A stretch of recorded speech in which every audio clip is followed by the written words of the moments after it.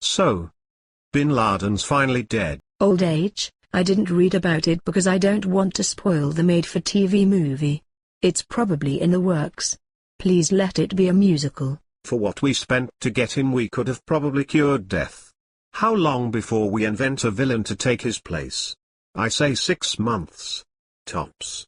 More like 6 days. I think we could have done better than Bin Laden. Give the new guys some muscles, and an evil Eastern European accent. Osama would have been the wimpiest bad guy at Marvel Comics. The new guy should be able to summon tornadoes and tidal waves. Global warming man. I like it. A cartoon villain may be what it takes to make conservatives believe we are basically fucked on climate. On second thought, perhaps someone less political and more marketable. We could demonize people who illegally download music. Chinese copyright infringers who want to destroy our very way of life. I can hear the Lee Greenwood ballad already. The only way to defeat the evildoers is to buy the DVD of the latest Sandra Bullock movie. I think I'd rather live under a Chinese dictatorship.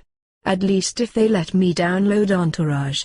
My free will goes cheap. My current use of my free will probably isn't what the founding fathers had in mind. I don't think they had MILFs back then. There's something we Americans would truly fight for. The God-given right to porn access. Don't forget internet gambling. I think we'd fight for that as well. That is, if we could fight through mouse clicks and such. I think for most of us the idea of true sacrifice is deader than Bin Laden.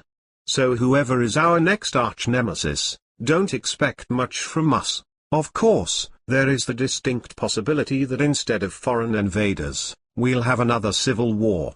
If you look at the titles of conservative bestsellers, liberals are at least as evil as Bin Laden. We have met the new enemy, and he is Greenpeace volunteers, recyclers, bike commuters, and Sierra Clubbers.